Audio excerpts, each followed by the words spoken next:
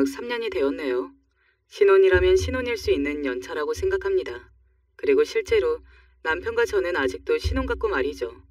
주위에서 눈뜨고 못 봐주겠다라는 말을 아직 듣곤 하거든요. 조금 민망하기는 하네요. 남편과 저는 연애 기간도 길었거든요. 지인의 소개로 만나 결혼을 하기까지 근 5년 정도 걸렸으니까요. 그런데도 아직 사이가 좋고 죽이 잘 맞는 거 보면 천생연분이라는 게 정말 있기는 한 건가 싶은 마음이 들 때도 있는 것 같아요. 그만큼 남편과 저는 아무런 문제가 없습니다. 정말 남편만 보면 더없이 결혼 잘했구나 하는 생각만 들어요. 하지만 그렇게 좋고 행복만 했다면 오늘 제가 이곳에 사연을 보내는 일은 일어나지 않았겠죠. 네, 저에게는 아주 큰 고민이 있습니다. 그리고 그 고민거리들은 저에게 엄청나게 큰 스트레스를 주고 있고 말이죠. 오늘 사연은 그 고민 덩어리들에 대한 폭로 아닌 폭로가 되겠네요. 자, 그럼 이제 시작해 보겠습니다. 남편에게는 형이 둘 있습니다. 삼형제예요. 흔한 가족 구성은 아니기는 합니다. 남자만 셋 있는 집안이 뭐 엄청나게 흔한 건 아니잖아요. 남편이 딸이었으면 했는데 아들이어서 시어머니도 시아버지도 속상해하셨다는 이야기를 들은 적이 있어요. 아무튼 남편에게는 형이 둘 있고 저에게는 형님이 둘 있습니다. 아주버님 두 분 다 결혼을 하셨거든요. 그리고 오늘 사연의 주인공들은 다름 아닌 저의 그 형님들입니다. 손이 동서들 말이죠. 뭐 대충 어떤 이야기이신지 감이 오실 거라고 생각합니다. 형님 둘은 첫인사를 하러 갔을 때부터 그다지 좋은 인상은 아니었습니다. 둘 다 의사의 잘난 집안 딸들이라 기본적으로 저를 무시하는 분위기를 가지고 있었거든요. 직업도 같고 집안 환경도 비슷하고 뭐 그런 두 사람이니 얼마나 죽이 잘 맞았겠어요. 나는 셋째 동서도 의사가 될 줄 알았더니. 그러게요. 우리가 그렇게 소개팅 시켜준다고 했을 때 들은 척도 안 하더니 이렇게 오래 만나는 사람이 있을 줄은 또 몰랐네. 우리 집안 같은 집안으로 시집와서 가문에 경사났겠다. 그치? 그 말은 제가 가진 게 본인들보다 적고 직업도 본인들에 비해 변변치 않은데 좋은 집안으로 시집왔다는 걸 빚가서 말하는 거잖아요. 왜 그런 건 듣는 사람이 바로 알 수 있는 거거든요. 어떤 의도를 가지고 이야기를 하는 건지 말입니다. 명백히 비꼬는 의도였어요. 네. 제가 복이 많죠. 그냥 그렇게 모르는 척 아방하게 웃으면서 넘겼던 것 같아요. 첫 만남부터 그런 소리를 하는 형님들도 정말 이해가 안 되었지만 그렇다고 거기서 따지고 들 수도 없는 노릇이잖아요. 처음 만난 사람들이고 앞으로 가족으로 지내야 하고요. 속편해서 좋겠다. 그런 저를 두고 그런 말을 했지만요. 다 알아들었는데 못 알아들은 척하는 걸 거라고 생각을 못하는 건지 알면서도 일부러 그러는 건지는 몰라도 말입니다. 아무튼 그런 첫 만남부터 이미 짐작하고 있었습니다. 그들과 친하게 지내기까지 꽤나 험난한 과정들이 기다리고 있을 거라고 말이죠. 그리고 어쩌면 영원히 친해지지 못할 거라는 것도 말입니다. 왜 그냥 알 수 있는 것들이 있잖아요. 그 두 사람이 딱 그랬던 것 같아요. 어머, 어머니가 그것도 안 하기로 하셨어? 우리한테는 다 받으셔놓곤 이거 차별 아니에요? 어머님이 사람이 너무 좋으시잖아. 차별이라기보다는 형평 고려하신 거지. 그런 건가? 어머, 그러면 동서 자존심 좀 상해하는 거 아니야? 해줄 능력이 안 되는 것 같아서 이것도 저것도 다 안 하시겠다고 하시는 거니까. 시어머니가 예단이나 혼수 같은 건 최소한만 하자고 이야기하셨거든요. 그게 뭐 저희 집안을 배려해 주시는 건지 아니면 앞에 둘을 그렇게 받고 보내보니 별 필요 없다 느끼신 건지는 몰라도 제 기분이 나쁘지 않게 좋게 좋게 이야기해 주셔서 저는 별 생각 없이 그저 감사하기만 했었는데 그 소식을 전해 들은 형님들이 그렇게 이야기하더라고요. 뭐든 제가 기분 상할 게 있나요? 어머님이 저 생각해 주시는 건데. 그리고 그 이야기 하실 때도 저 기분 하나도 안 나빴는데요. 그리고 그들은 제가 기분 나빠하지 않는 것에 더 기분 나빠했습니다. 제가 하나하나 반응하고 열등감에 바들바들했어 했는데 그렇지 않고 그냥 잘 지내는 게 빈정이 상하는 것 같더라고요. 정말 왜 그렇게 삐뚤어진 인간들인지 모르겠어요. 지금도 이해가 잘 되지 않는 부분입니다. 한 번은 직접적으로 그 이야기를 한 적도 있어요. 동서는 우리가 이렇게 이야기하는 거 자존심 안 상해? 그리고 저는 그 말을 이렇게 받아쳤고요. 저 자존심 상하라고 하신 말씀이세요? 설마 그렇지는 않을 거잖아요. 저보다 훨씬 나이 많은 어른이신데. 사실 훨씬 나이가 많지는 않았습니다. 4살, 6살 정도 많았어요. 남편이 아주 많이는 아니고 살짝 늦둥이기는 했거든요. 일부러 짜증나고 열받으라고 그렇게 말한 거였어요. 그리고 제 의도대로 그들은 언제나 제가 돌려하는 말에 타격감 100%의 바들거림을 보여줬습니다. 물론 자존심 상하라고 한 말은 아니지. 동서 걱정돼서 해준 말들인데 혹시나 그렇게 삐딱하게 생각할까봐 물어본 거야. 그리고 우리가 뭐가 그렇게 동서보다 나이가 많아? 한참 어른은 무슨. 내세울 게 나이밖에 없는 사람처럼 왜 나이 이야기를 하고 그래? 그런 의도로 말한 거 아니에요. 형님 두 분도 내세울 게 돈과 핫벌밖에 없어서 저한테 그런 이야기 하시는 거 아니잖아요. 사실 제가 말싸움으로는 어디 가서 지지 않을 자신이 있는 사람이거든요. 제가 무슨 의도로 그렇게 이야기한 거지를 알아차렸는지 입을 딱 다물더군요. 그리고 노려봤지만 저는 대수롭지 않다는 듯 어깨만 으쓱했습니다. 그리고 그 일이 있고 나서 두 사람이 저를 더더욱 괴롭혔던 것 같아요. 아니, 괴롭혔습니다. 그건 명백히 괴롭힌 게 맞아요. 동서는 회사에서 뭐해? 남들 다 하는 일 하죠. 뭐 별다를 게 있나요? 아니, 우리는 둘 다 의사라 일반적인 회사원들의 회사 생활을 잘 모르잖아. 그리고 동선의 회사는 대기업이랑은 또 다를 거 아니야. 회사는 작아도 뭐 나름대로 안정적인 회사라 하는 일들은 비슷할 거예요. 어디나 다 똑같죠 뭐. 제가 그렇게 말하니 픽하고 비웃더군요. 비슷하다는 건 동서 생각이지. 대기업에 다니는 회사원들은 그런 이야기 들으면 굉장히 기분 나빠할 것 같은데? 네? 왜요? 제가 그 사람들보다 잘났다고 한 것도 아니고 그냥 대체적으로 하는 일이 비슷하다고 한 건데. 아니, 생각을 해봐. 더 많이 공부해서 더 좋은 대학 들어가서 더 좋은 회사에 취직을 한 건데 동선의 회사 같은 그런 회사랑 비슷한 일을 한다고 하면 기분이 나쁘지. 그게 기분 나쁘면 자격지심 아니에요? 대기업이라는 간판도 있고 월급도 저보다 훨씬 더 받을 텐데 고작 그 정도로 기분 나빠하면 그건 그 사람 그릇이 작은 거죠. 그런 사람들은 제 주변에 많이 없어서 모르겠네요. 기분 나쁘라고 한 말이었어요. 뭐 지들도 저 기분 나쁘라고 한 말이니 되돌려 준 거죠. 그런데 늘 그렇게 말싸움으로 들어가면 밀리니까 한 번은 화가 난 건지 이렇게 반응하더라고요. 저도 그날은 조금 놀라기는 했습니다. 막내 동서는 어떻게 그렇게 따박따박 말대꾸를 해? 손이 동서가 말을 하는데 그렇게 다 반론을 해야겠어? 그러니까 이럴 때 못 배워먹은 게 티가 나는 법인데. 그 말에 제가 또 순진한 척 웃으며 말했습니다. 어머, 저한테 뭐라고 하시는 거였어요? 저는 잘못한 게 없는데 그렇게 말씀하셔서 대화를 나누는 건 줄 알았죠. 솔직히 저는 잘못하고 있는 게 단 하나도 없었거든요. 시댁에도 잘했고요. 그래서 시댁 어르신들도 저를 참 좋아하셨습니다. 성격도 좋고 싹싹하고 음식도 잘하고 다 좋다고 말이죠. 시어머니가 이런 말씀까지 하실 정도였으니까요. 이런 며느리 보는 게 사실은 로망이었는데 말이지. 잘난 며느리들은 잘난 며느리대로 좋지만 이렇게 팔짱 끼고 장보러 다니고 하는 걸 나는 정말 꿈꿨어. 너도 알다시피 내가 딸을 너무 가지고 싶었는데 못 가졌잖니.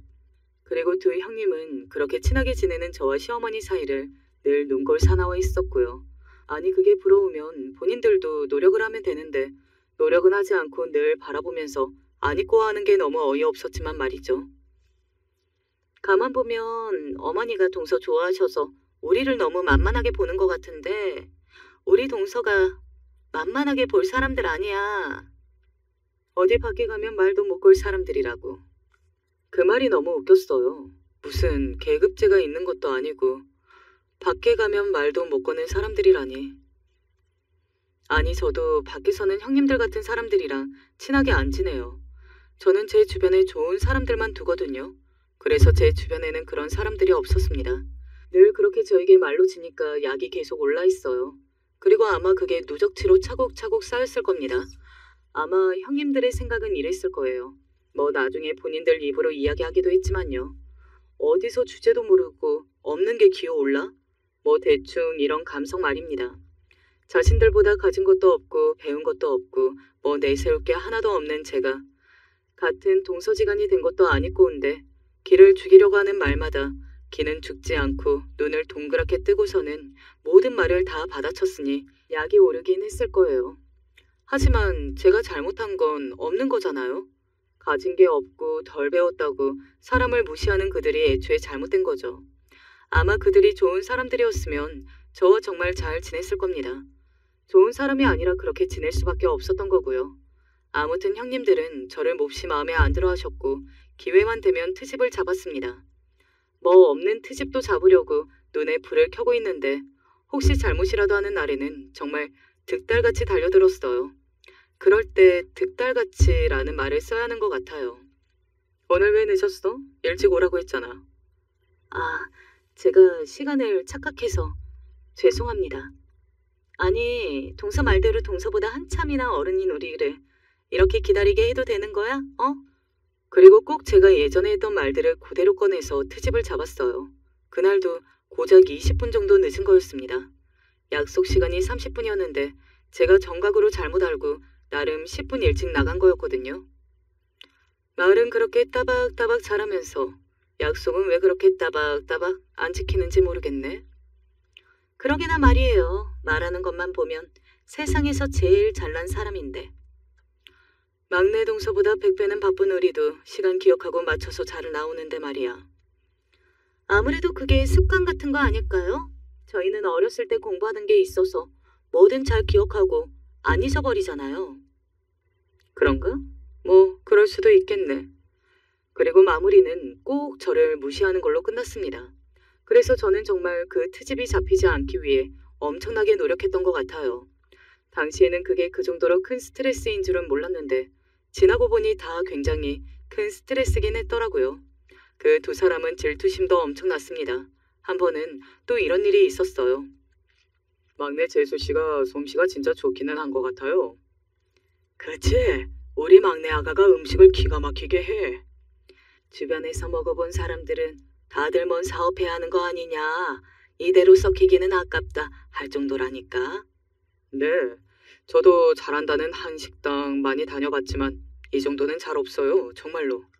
저희 친정엄마가 음식을 굉장히 잘하시거든요. 저도 그걸 물려받은 건지 손맛이 좋은 편이었고요. 자주 하지는 않지만 그래도 기회가 될 때마다 시댁 식구들한테도 해드렸는데 한 번은 그런 이야기가 나온 적이 있습니다. 제 음식 솜씨에 대한 이야기 말이죠. 그 정도예요? 그냥 사 먹는 거나 큰 차이 없는데. 큰 아주버님의 칭찬에 입을 삐죽이던 큰형님이 그렇게 말했습니다. 당신은 좋은 식당만 다니잖아. 그런 식당에서 나오는 거랑 차이 없는 거면 엄청나게 잘하는 게 맞지. 재수 씨는 그걸 업으로 삼는 사람도 아닌데.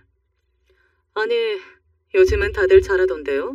책 같은 것도 많이 나오고 인터넷에 쳐보면 레시피 같은 게 우르르 나오니까. 그거 본다고 다 잘하나? 그러면 당신은 왜 그래? 아마 큰 아주버님은 반 이상은 장난으로 던진 말이었을 겁니다. 그리고 아무도 큰형님한테 요리 실력을 바라지 않았어요. 바쁜 사람이라는 걸 너무나 잘 알고 있었으니까요. 그런데 그 말에 바로 바르르 하더라고요. 나는 병원 일이 바쁘잖아요. 막내 동서랑 내가 같아요? 큰형님이 바로 버럭 소리를 질러서 온 집안 식구들이 놀랐었습니다. 원래 저에게 안 좋은 소리를 할 때나 본색을 드러낼 때는 늘 다른 집안 식구들이 없을 때 그랬거든요. 그날은 도저히 참지 못한 것 같았습니다. 농담이라도 그런 말 하지 말아요. 아니, 갑자기 왜 이래? 평소에도 장난으로 하던 말이었잖아. 되려 큰 아주버님이 엄청나게 당황하셔서는 저희 눈치를 보는 게 느껴질 정도였으니까요. 만약에 제가 형님들 정도 되는 집안에 학벌의 재력을 가지고 있으면 저 같은 거한테는 열등감 같은 거 안 느꼈을 것 같은데 그들은 정말 제가 거슬리는 건지 사사건건 시비를 걸고 제 칭찬을 못 보고 있었어요.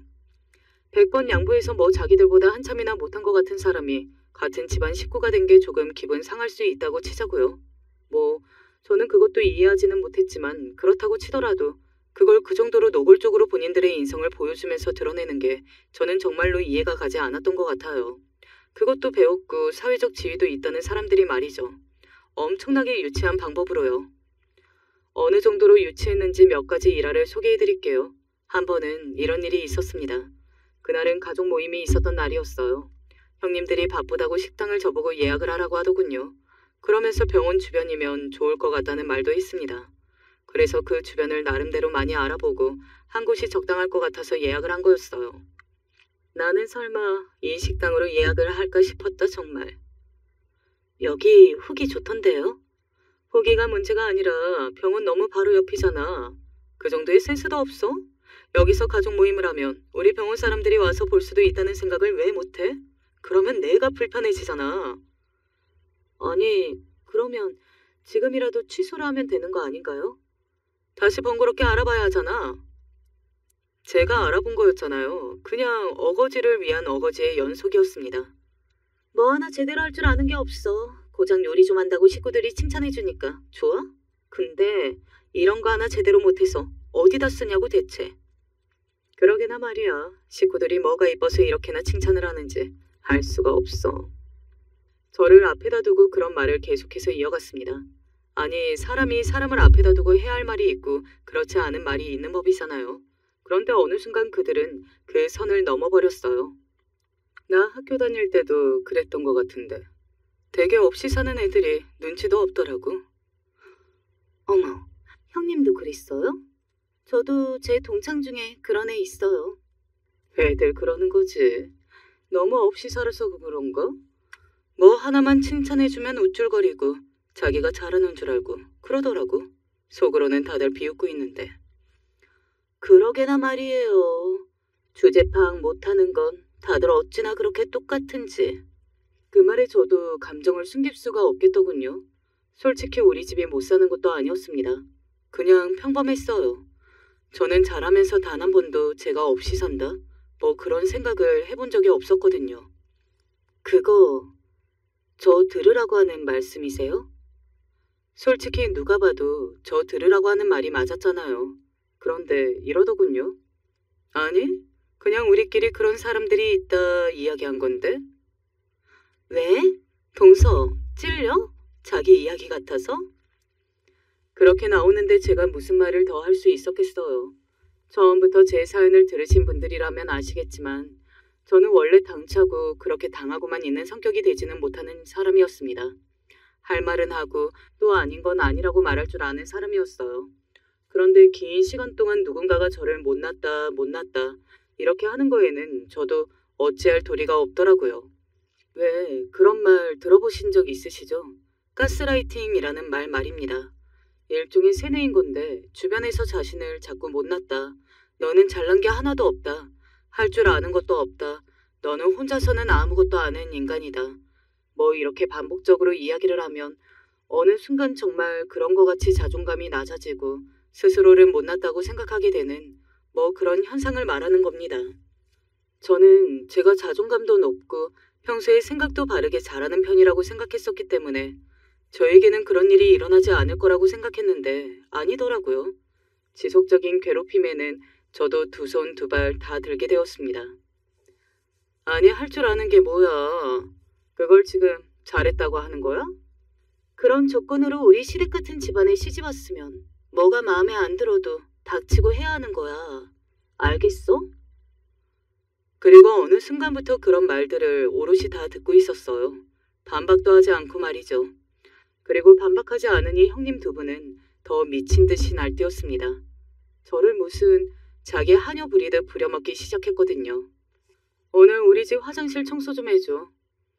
나 오늘 우리 집에 손님들 오는데 와서 음식 좀 해. 나 백화점인데 나와서 짐 좀 들어줘. 그렇게 할 말 따박따박 다 하고 살던 사람이 어떻게 저 지경이 될 수 있었던 건지 아마 들으시는 분들도 제가 잘 이해가 되지 않으실 것 같네요. 저도 그 당시에 제가 잘 이해가 되지 않았으니까요. 그리고 그 무렵 저의 변화를 남편이 눈치챘습니다. 뭐 같이 사는 사람인데 눈치를 안 채는 게 더 이상하긴 하죠.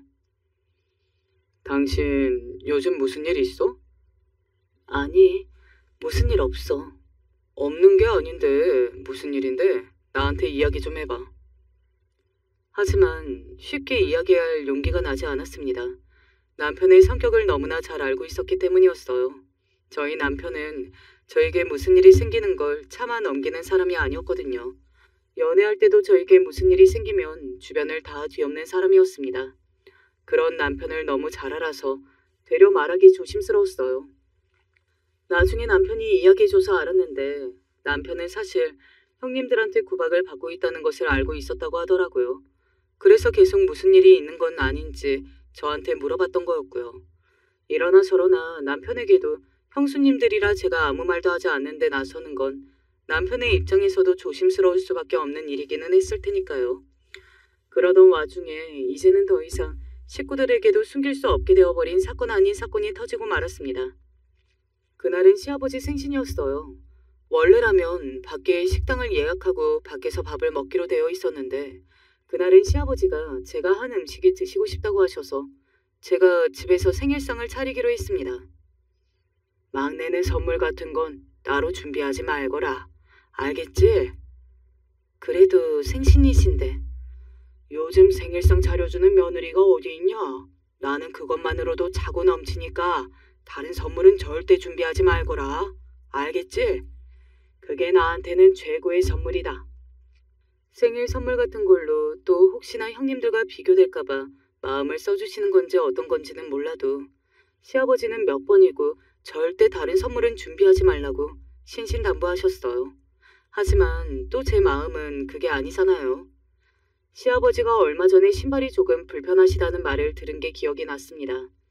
그래서 수제화를 맞춰드리면 좋겠다고 생각했어요.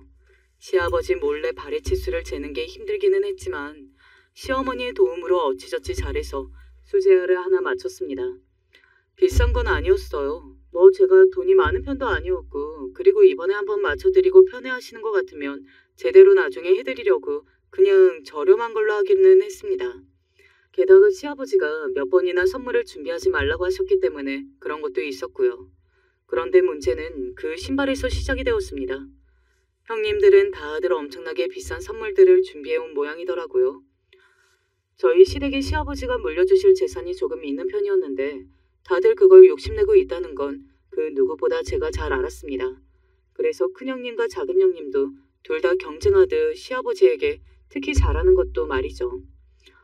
그런데 작은형님이 제가 준비한 신발이 담겨있는 종이 가방의 브랜드명을 보고 어떤 브랜드인지 휴대폰으로 검색을 해본 모양이더라고요.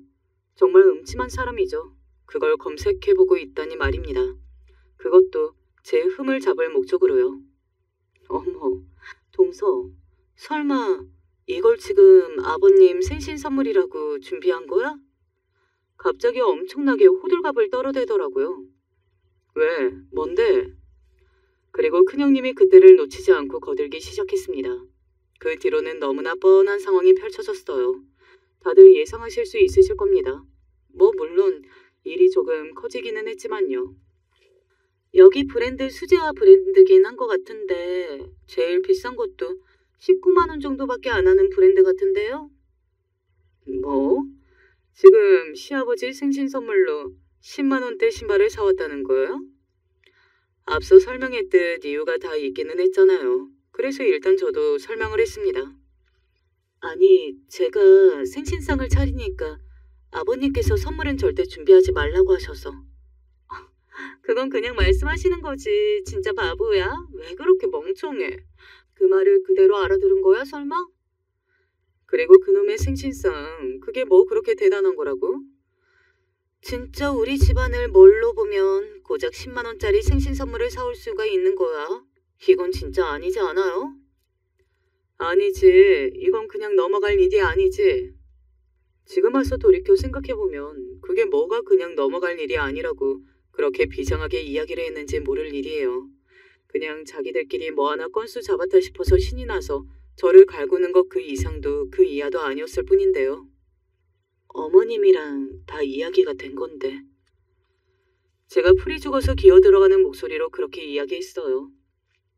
어머님이 가격까지 듣고도 괜찮다고 하셨다고? 아니, 어머님도 설마 하셨겠지. 설마 그 정도로 생각이 없지는 않을 거라고 보신 게 아니고? 그때 마침 부엌에 저희 세 사람밖에 없었거든요. 그래서 형님들이 풀이 죽은 저를 보고 더더욱 막말을 쏟아내기 시작했습니다. 사람들이 안 올 거라고 생각했던 건지 어떤 건지 말이죠. 만약에 올 줄 알았다면 그런 말까지는 절대 입에 담지 않았을 테니까요. 아니, 이럴 때 확 보인다니까? 이래서 사람은 자란 환경 같은 게 중요한 건데. 그러게나 말이에요. 뭐 보고 배운 게 있어야 이런 것도 아는 거지. 그 순간 제가 욱했던 것 같아요. 그건 저희 부모님에 대한 욕인 거잖아요. 그건 못 참겠더라고요. 아무리 기가 죽어 있었어도요. 아무리 그래도 저희 부모님 욕을 하시는 건 아닌 것 같은데요. 제가 정색을 하고 단호하게 말하자 형님 두 분은 조금 놀란 듯 했어요. 한동안은 제가 말대답도 하지 않고 무슨 말을 하든 듣고 있는 날이 더 많았으니까요. 지금 또 말대답한 거야? 이러니까 꼰대 없다는 말을 듣는 거야. 지금 어디서 말대꾸야? 아니 시아버지 생신날 이딴 조도 안 가질 선물을 가지고 온 건 대놓고 우리 집안을 무시한 거나 마찬가지인데 이런 상황에서 할 말을 따박따박 한다고? 정말 수준이 안 맞아도 이렇게 안 맞을 수가 없다. 처음에는 그래도 살다 보면 맞춰지는 부분도 있을 걸로 생각했는데 그게 그렇게 쉽게 맞춰지는 게 아니라니까. 평생 살아온 게 다른데 어떻게 하루아침에 되겠어. 더구나 이렇게 자기 주제까지 모르고 설치는데. 눈물이 날 것 같았어요. 사람을 앞에다 두고 저런 말을 한다는 것 자체가 저를 동등한 인격체로 보지 않는다는 말이잖아요. 뭐 그동안은 몰랐던 건 아니었지만 그날따라 조금 더 직접적으로 와닿았다고 할까요? 아무튼 서러웠습니다. 그런데 그때였어요. 갑자기 드르륵 하는 큰 소리와 함께 부엌과 밖을 막고 있던 중문이 요란한 소리를 내며 열렸습니다. 그리고 저와 형님 둘, 세 사람의 시선이 그쪽으로 향했어요. 그리고 제 눈이 동그랗게 커졌습니다. 여보. 다름 아닌 남편이었어요. 그리고 남편의 그런 얼굴을 저는 처음 봤습니다. 나름대로 연애도 길게 하고 결혼한 지도 3년이 넘어가서 남편을 오래 봐왔잖아요. 그런데 그 정도로 화가 난 모습은 처음 보는 모습이었어요. 지금 형수님 두 분 뭐 하세요?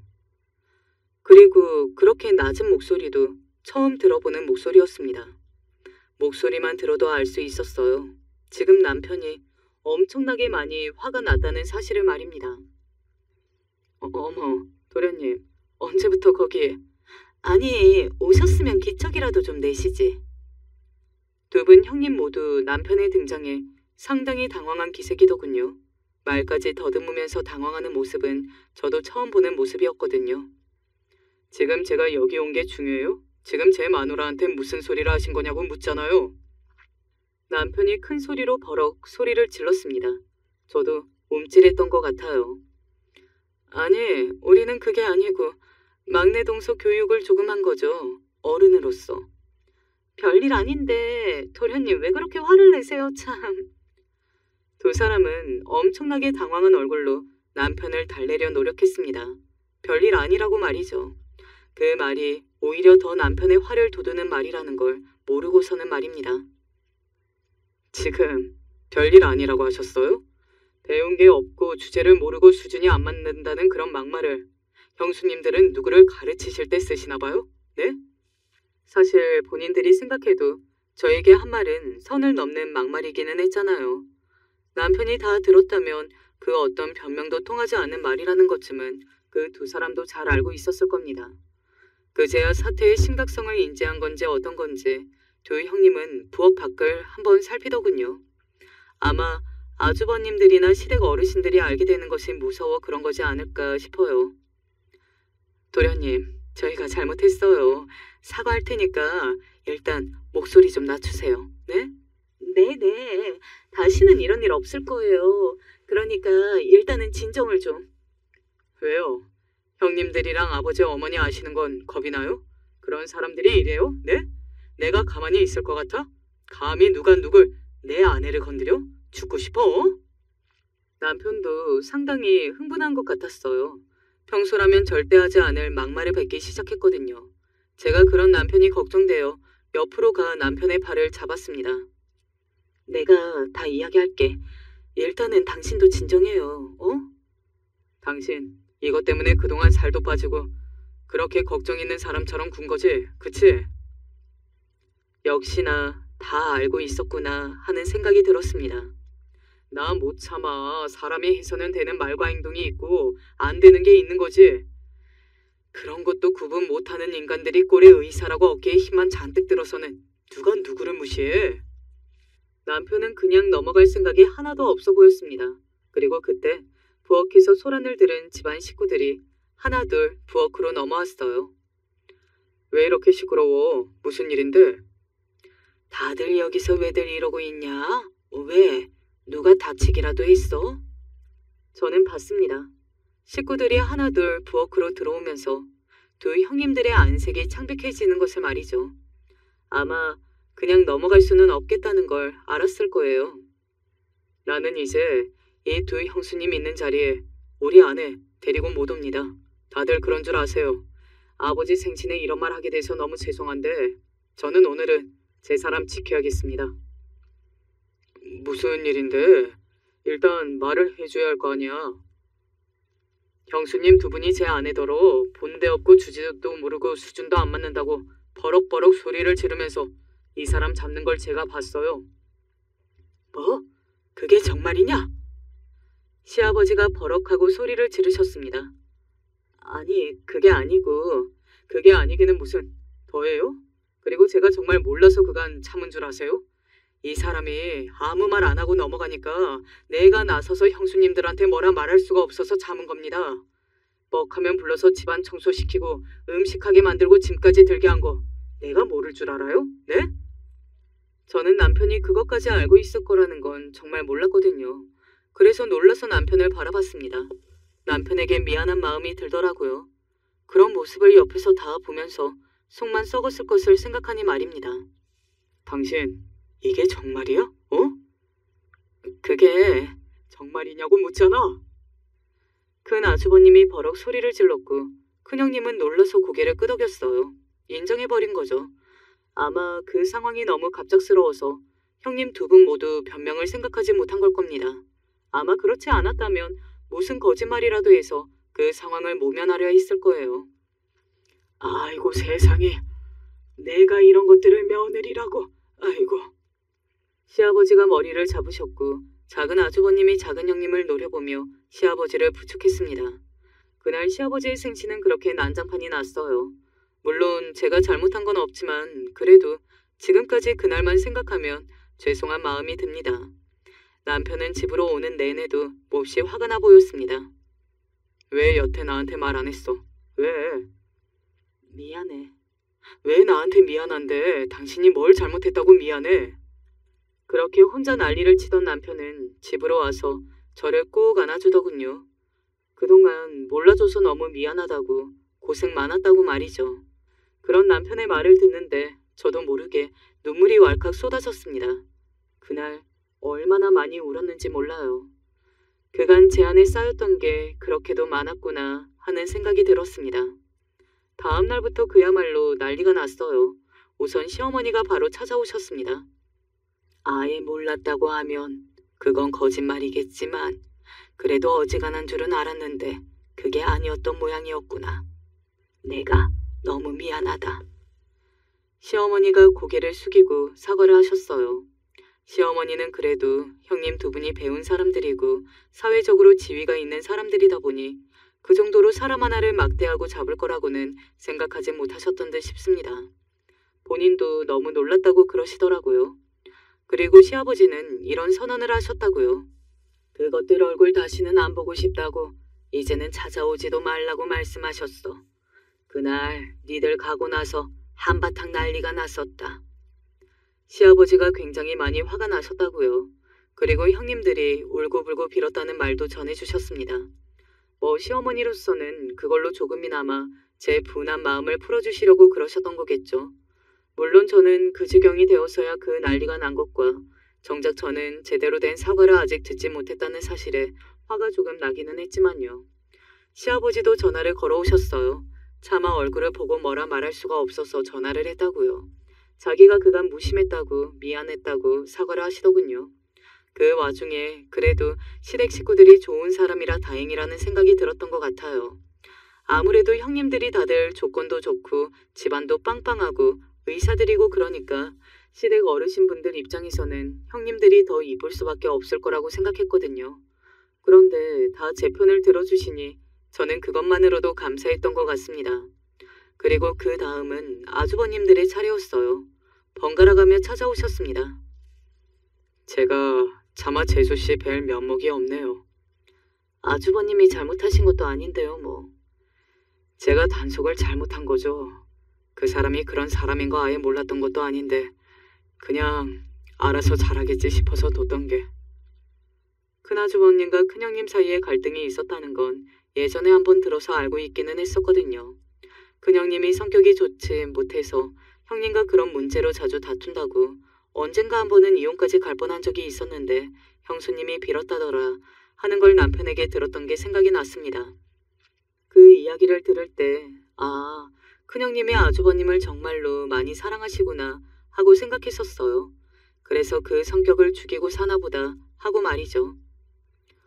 뭐 이런 말이 얼마나 위로가 될지는 모르겠지만 저희는 이혼하기로 했습니다. 혹시나 해서 드리는 말씀인데 재수씨 때문만은 아니에요. 그간 여러 가지 문제로 안 좋은 게 쌓여 있었고 언젠가 되어도 했을 일이니까 행여나 재수씨 때문이라고 생각하지는 마세요. 큰형님네는 이혼하기로 했다더군요. 아이가 아직 어려서 사실 그렇게까지 갈 거라고는 전혀 생각해보지 못했었거든요. 그런데 그렇게 하기로 하셨다고 해서 놀랐던 것 같아요. 뭐 그래서 그 뒤로는 큰형님을 보게 될 거라고는 생각을 못했었습니다. 그날이 마지막 모습이겠구나 했던 것 같아요. 작은 형님은 작은 아주버님과 같이 저에게 사과하러 오셨습니다. 그날은 내가 정말 미안해. 나도 그게 잘못되었다는 걸 알면서 날이 갈수록 점점 더 심해졌던 것 같아. 지금 와서 돌이켜 생각해보면 나도 그때 내가 왜 그랬는지 모르겠어. 정말 미안해, 동서. 저도 죄송합니다, 재수씨. 사실 그렇게 고개를 숙이고 사과를 해오면 안 받아주기 민망해요. 게다가 가족이잖아요. 그래서 그냥 받기로 했습니다. 물론 남편은 그 이후로도 지금까지 형수님의 얼굴은 보기 싫다고 가족 모임을 피하지만 말이죠. 뭐 그 또한 시간이 해결해 줄 걸로 생각합니다. 큰형님 이야기를 잠깐 해볼게요. 그렇게 이혼을 하기로 하고 합의 이혼을 한 뒤 한동안은 큰형님의 소식을 들을 일이 없었어요. 뭐 정신적으로 충격을 받았는지 어땠는지 병원에 휴직계를 냈다더라. 그 정도의 소식뿐 말입니다. 그런데 큰형님을 우연히 길거리에서 마주쳤습니다. 정말 우연이었어요. 세상 참 좁네. 이렇게 마주칠 거라고는 생각도 못했는데. 큰형님의 그 말에 저도 고개를 끄덕였습니다. 같은 생각을 하고 있었거든요.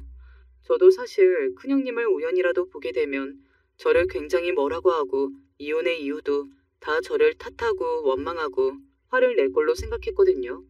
그런데 그건 아니었습니다. 뭐 그다지 호의적인 태도를 보이지는 않으셨지만요. 지나고 나니 내가 동서한테 그렇게 했던 게 참 부끄럽기는 하더라. 그렇게 말을 시작하시더군요. 잘 지내시죠? 오랜만에 보는 거기도 했고 그간 소식을 몰랐기 때문에 제가 그냥 물었어요. 사실 때때로 궁금하기도 했고 말이죠. 아니, 뭐 그다지 잘 지내지는 않아. 자존심 때문이라도 억지로 잘 지내는 척이라도 할 줄 알았는데 의외로 굉장히 솔직하게 나와서 제가 되려 당황했던 기억이 있네요. 가족을 잃어보니 알겠더라고. 가족이 정말 소중한 거였다는 걸 말이지. 그러면서 고개를 끄덕이는데 뭔가 회한에 젖은 사람의 얼굴이라 함부로 말을 하지 못했던 기억이 있네요. 그런데 큰형님은 저에게 상당히 뜻밖의 부탁을 하셨습니다. 저에게 그런 부탁을 그렇게 간절하게 할 거라고는 한 번도 생각해보지 못했던 것 같아요. 나 부탁이 있어. 염치 없지만 우리 남편한테 내 이야기 좀 잘해줄래? 우연히 만났는데 형님 많이 반성한 것 같았다고. 내가 그 사람이랑 우리 애랑 떨어져 살아봤잖아. 그런데 도저히 이렇게는 못 살 것 같아서 그래. 동서, 정말 미안하고 염치 없지만 내 부탁 한 번만 들어주면 안 될까? 평생 감사하며 살게, 응? 누군가 들으면 호구냐? 너는 벨도 없냐? 그렇게 당하고도 그 부탁을 들어주고 싶냐? 뭐 그런 말들을 하겠지만 당시에 제가 봤던 큰형님의 모습은 정말로 마음이 동하는 모습이었습니다.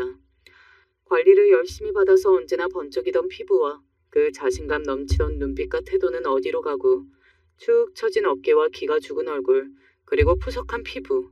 솔직히 저도 한눈에 못 알아볼 뻔했거든요. 사람이 그렇게 망가져가는 모습을 보고 모르는 척하기가 힘들었어요. 그래서 큰 아주버님을 찾아갔습니다. 아이와 둘이 있으니 반찬을 해서 준다는 핑계를 대고 말이죠. 집안 꼴도 난자리가 보이더군요. 아무리 나름대로 정리하고 산다고 해도 또 그 느낌이라는 게 있잖아요. 빈자리가 느껴지는. 며칠 전에 우연히 형님을 만났어요. 못 알아볼 뻔했어요. 그렇게 입을 떼고는 형님이 진심으로 반성을 하시는 것 같다. 그리고 정말 힘들어 보이시더라. 한번 만나보기라도 해라. 뭐 그런 식의 말을 전했습니다. 나중에 남편이 알고서는 한 소리 하기는 했지만요.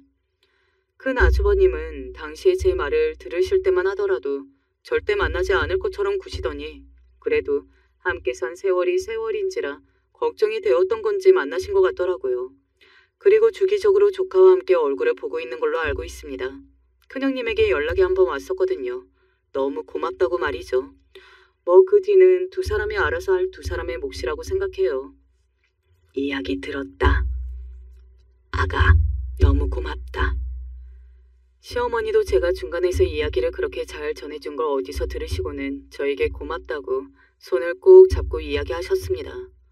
다 큰 아들이 아이랑 둘이 아내도 없이 사는 것 자체가 아마 시어머니로서는 상당히 신경이 쓰이는 일이었을 테니까요. 그리고 안 좋은 일을 한 번에 몰아서 겪어서 그런지는 몰라도 그 뒤로 좋은 일들이 많이 생겼습니다. 우선은 제가 다니는 회사에서 승진했어요. 기대를 크게 안 하고 있었거든요. 결혼한 여자들은 승진 대상에서 멀어지는 게 대부분이어서 말이죠. 그런데 승진이 되었습니다. 전혀 기대하지 않고 있었던 상황이어서 기쁨이 더 컸던 것 같네요. 그리고 한 가지 더 기쁜 소식은 기다리던 아이가 들어섰다는 소식입니다. 사실 3년 동안 딱히 피임을 한 건 아니었는데 아이가 들어서지 않아서 나름대로 걱정이 되기는 했었거든요. 병원을 가봐야 하는 건 아닌지 진지하게 고민을 하고 있던 차에 아이가 딱 들어서게 된 겁니다. 정말 다행이라고 생각했어요. 그래서 생긴 고민이 하나 있기는 합니다. 바로 앞에서 제가 이야기했다시피 제가 승진을 했잖아요. 그래서 바로 임신했다는 말을 회사에 하기가 조금 눈치가 보이기는 해요. 뭐 사실 제가 잘못한 건 하나도 없지만 어떻게 하다 보니 상황이 이렇게 되기는 한 거니까 말입니다. 물론 회사를 그만둘 생각은 없습니다. 복귀도 금방 할 거라고 말이죠. 그런데 아무래도 눈치가 보이기는 하잖아요. 회사가 아주 큰 회사도 아니라서요. 그 와중에 남편이 했던 말이 너무 웃겨서 여러분들에게 들려드릴게요. 평생 이 정도의 고민과 걱정만 하고 살았으면 좋겠다. 무슨 소리야? 아니, 당신이 회사의 임신 사실을 어떻게 이야기할지 딱 그 정도의 고민만 하고 살았으면 좋겠어. 그 말이 웃기면서도 감동하였던 것 같네요. 맞다. 그날 사건의 시발점이었던 그 수제화는 시아버지가 지금까지 아주 잘 신고 있습니다. 자기 인생에서 받은 생일 선물 중에 가장 마음에 드신다고 하시면서 말이죠. 뭐 정말로 마음에 드신 것도 있으시겠지만 저 보란 듯 더 그렇게 열심히 신고 다니시는 것 같아서 너무 감사해요. 이렇게 쓰고 보니 제가 참 복이 많기는 하네요. 새삼 다시 한번 감사해지는 순간이네요. 제 이야기는 여기까지입니다. 어쩌다 보니 모든 이야기를 다 한 것 같기는 하네요. 속이 시원한 거 보니 사연을 쓰길 잘했다는 생각도 들고 말이죠. 제 성격 중에 가장 좋은 부분이 빨리 있는 거거든요. 예전에는 그게 단점이라고 생각했었는데 살아보니까 이것만큼 좋은 게 없더라고요. 누군가를 미워하는 마음도 원망도 빨리 털어내고 제 인생을 살 수 있으니 말입니다. 좋지 않은 감정을 품는 것만으로도 저에게 좋은 일은 아니잖아요. 빨리 잊고 제 인생을 행복하게 사는 게 더 중요하지 말입니다. 만약 제 사연을 듣고 계시는 분들 중에서 누군가를 미워하고 증오하는 마음 때문에 힘든 분들이 계시다면 제 지금의 사연이 조금이나마 도움이 되었으면 좋겠네요. 사실은 그런 마음으로 사연을 쓰기 시작한 것도 있는 것 같거든요. 이제 그만 이야기를 줄이겠습니다. 마지막까지 제 이야기 함께 들어주시고 공감해 주셔서 감사합니다. 여러분들에게 언제나 좋은 일만 가득하시기를 소원할게요. 어디서나 행복하시고 건강하세요. 안녕하세요. 저는 서울 잠실에 살고 있는 강석구라고 합니다. 요즘 사연 채널 듣는 재미에 푹 빠져 있는데요. 들어보니 저처럼 사이다 복수하신 분들이 많아 저도 제 경험담을 들려드리고 싶어 이렇게 사연을 보내봅니다. 일단 제가 복수한 여자에 관한 이야기부터 시작해야 할 것 같군요. 그 사람은 바로 저의 첫사랑입니다. 제가 그 여자를 만난 건 지금으로부터 20년 전 대학교 때였습니다. 저는 흔한 말로 시골에서 서울로 상경한 촌놈이었습니다. 촌놈인 티를 내지 않으려 하지만 어쩔 수 없이 툭 튀어나오는 사투리와 옷차림에서 촌티가 풀풀 풍겨져 나오는 그런 촌놈 말이죠. 그러니 인기는 꽝이었고 그 어떤 여자애도 제게 다가오려 하지 않았습니다. 대학 생활은 그닥 기댈 만큼 흥미롭지 않았어요. 취직을 위해 하는 공부는 따분했고 내용도 어려워 뭐 하나 쉽지 않았습니다. 하지만 그런 날들이 계속되던 가운데 제게도 봄날 같은 사랑이 다가왔습니다. 바로 그녀였죠. 저의 첫사랑이자 모두의 첫사랑이었던 미연이었습니다. 미연이는 요새 말로 여신이었습니다. 단아한 긴 머리와 하얀 피부, 커다랗고 맑은 눈, 오똑한 코, 예쁘장하게 마른 몸매. 그녀는 저희 대학교에서 남자들이 한 번쯤 마음에 품지만 차마 다가가지 못하고 동경만 하던 대상이었습니다. 저 역시 예외가 아니었습니다. 멀리서 그 여자애가 잔디를 거쳐 걸어오는 모습만 봐도 설레어서 괜스레 심장이 콩닥거리곤 했죠. 그리고 붙이지도 말을 연습하곤 했습니다. 체크 셔츠에 청치마를 입은 그 모습이 너무 예뻐 눈에 담아두고 밤마다 상상했죠. 도저히 그녀 옆에 있는 제가 상상이 되지 않았죠. 전 그저 촌놈이었을 뿐이니까요. 그러던 어느 날 화창한 봄날이었을 겁니다. 창밖으론 벚꽃이 흩날리고 아찔한 봄냄새가 강의실을 가득 메우고 있었죠. 저는 그날도 전공교재를 펼치고 체크 셔츠를 입고 걸어가는 그 여자의 모습을 볼까 싶어 창밖을 바라보고 있었어요. 그런데 갑자기 미연이가 제 옆을 털썩 앉는 겁니다. 저는 순간 너무 놀라 몸이 굳어버렸습니다. 그리고 두근거리는 마음을 주체하지 못하고 손만 벌벌 떤 채 교재만을 바라보고 있었습니다. 그런데 그때 미연이가 말을 거는 겁니다. 오늘 나 교재 안 가져왔는데 같이 봐도 돼? 네? 네, 괜찮아요. 갑작스레 걸어오는 질문에 저는 너무 놀라 존댓말까지 하며 고개를 연신 끄덕였습니다. 그러자 그 여자애는 토끼처럼 귀엽게 풋 웃더니 말했습니다. 야, 우리 동갑이야. 말 놓자. 어? 그래요. 동갑인 줄은 당연히 알고 있었지만 저는 이미 이성을 놓은 지 오래라 머릿속에 하얗게 변해져 가고 있었습니다. 그래서 또 존댓말을 하고 말았죠. 미연이는 그렇게 제게 먼저 다가와 주었고 전 당연히 그날 밤 잠을 이루지 못했습니다. 짝사랑하던 애가 왜 갑자기 나한테 말을 놓는 거지? 이건 무슨 의미지? 친구하잔 단순한 의미인가? 친구가 된다면 그럼 친해질 수 있는 거고 그럼 혹시... 혼자만의 방구석에서 온갖 상상의 나래들이 펼쳐졌죠. 그 다음 전공 시간에도 그 여자애는 제 옆에 앉았습니다. 이번엔 머리를 묶고 나타났는데 목에서 어깨로 이어지는 선이 무척 예뻐 저는 그 선을 보지 않기 위해 전공 교재만 뚫어져라 보아야 했습니다. 그때 미연이와 가까워지는 계기가 생겼습니다. 너 수업 되게 열심히 듣는다. 그냥 듣는 건데? 그럼 나 시험 기간에 공부 좀 알려줘라. 이번에 학점 또 씨 받으면 안 되거든. 그래, 도와줄게. 공부를 도와달라니, 이건 또 무슨 횡재인가? 나 뭐 전생에 나라를 구한 건가? 그때부터 저는 미연이네 공부를 도와주며 가까워지기 시작했어요. 같이 밥도 먹고 노래방도 가고 어느덧 친구 아닌 친구의 노선을 걷게 되었죠. 그러던 어느 날 미연이가 수업이 끝나갈 때쯤 떡볶이를 먹으러 가잔 제안을 했어요. 이날이 제 인생을 뒤바꿀 날인진 당시엔 몰랐죠. 배고프지 않아? 떡볶이 먹으러 갈래? 미연이는 제가 편한지 계속 수업에 대해서, 교수에 대해서 앞으로 뭘 할 건지 쉴 새 없이 떠들었습니다. 떡볶이 국물이 입술에 묻은지도 모르고요. 그 모습이 너무 귀여웠습니다. 그런데 떡볶이가 사라져갈 때쯤 미연이가 묻는 겁니다. 근데 넌 왜 안 먹어? 그제야 저는 제가 포크도 들지 않았다는 걸 알게 되었죠.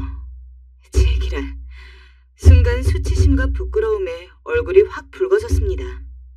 저는 곧바로 냉수를 든 컵을 집어들어 벌컥벌컥 목 안으로 부어넣었어요. 그러자 미연이는 까르르 웃었고 창피했지만 미연이가 웃는 소리는 참 듣기가 좋았습니다. 그때 미연이가 평소처럼 또 턱을 개고 별이 가득 담긴 눈으로 제 눈을 들여다보는 겁니다. 그리고 제게 이렇게 말하는 겁니다. 지금 생각해도 아직도 못 잊을 순간이죠. 너 혹시 그거 알아? 내가 너 좋아하는 거. 저는 너무 놀라 떡볶이를 씹지 못하고 그녀를 멍하니 쳐다보았습니다. 그녀는 개구진 눈빛으로 제게 씩 웃어 보였습니다. 그리고 저보고 고백받은 답은 내일 듣겠다 선언하며 총총총 사라져버렸습니다. 미연이가 날 좋아했다는 사실은 도무지 믿기 힘들었습니다. 친구놈 역시 말도 안 된다며 어떻게 미연이가 널 좋아하냐며 난리를 쳐댔습니다. 나도 믿기지가 않아. 저는 허공이 되고 그렇게 중얼거렸습니다. 정말 믿기지가 않았습니다. 하지만 고백에 대한 답을 해야 했습니다. 다음 날 저는 미연이에게 다가가 조금은 남자답다고 생각하는 목소리로 학교 끝나고 남산공원에서 보자 말했습니다. 그리고 수업이 끝나자마자 헐레벌떡 집으로 달려가 제가 가진 옷 중 가장 괜찮은 옷으로 갈아입고 머리에 무스를 잔뜩 발라 뒤로 넘긴 후 남산으로 향했습니다. 밤이 되자 미연이로 보이는 형체가 나타났습니다. 원래 예뻤던 미연이었지만 그날은 그 어느 때보다도 예뻤습니다. 잠시 후 미연이의 샴푸 향이 저와 미연이의 사이를 맴돌았죠. 저는 어렵게 입술을 떼어 힘주어 한 글자 한 글자를 내뱉었습니다. 내가 먼저 좋아했어. 내가 먼저였어. 네가 좋아서 미칠 것 같아. 제 어설펐던 고백은 여기서 끝나버렸습니다. 미연이가 제 등을 바로 감싸 안았기 때문이죠. 갑작스레 다가와 제게 폭 안긴 미연이의 몸은 작은 새처럼 작고 따뜻했습니다. 그녀의 콩콩거리는 심장 소리가 유독 더 크게 들리는 날이었습니다. 그리고 저는 그렇게 난생 처음으로 그녀와 연애라는 걸 시작하게 되었습니다. 하지만 연애를 시작했을 때쯤 저희를 반대하는 요소가 있었어요. 바로 미연이의 언니와 어머님, 제 미래의 장모님이었죠. 아니, 뭐하는 집안 남자애라고? 이름도 모르는 집안 남자애랑 무슨 연애를 한단 거냐? 아이, 괜히 시간 낭비하지 말아라. 엄마, 정말 왜 그래? 언니, 엄마 좀 말려봐. 뭐, 네 엄마 말이 틀리진 않지. 제가 나중에 사자 직업 달고 나타나면 모를까. 근데 너도 우리 집 수준이라는 걸 생각해야지. 이제 그거 생각할 나이 정도는 됐잖아. 그리고 쟤 너무 빈티난다. 입고 다니는 옷도 그렇고 너무 없어 보여. 연애 초기에 저에게 불쑥 그런 말을 대놓고 하시는 어머님이나 미연이 언니분이나 솔직히 정말 무례했어요. 그래도 그땐 미연이만 있으면 된다고 생각했어요. 그래서 제가 외려 미연이를 위로했습니다. 아니야, 어머님 눈에 내가 안 찰 수도 있지. 하지만 아직 내가 대학생이어서 그렇지. 두고 봐.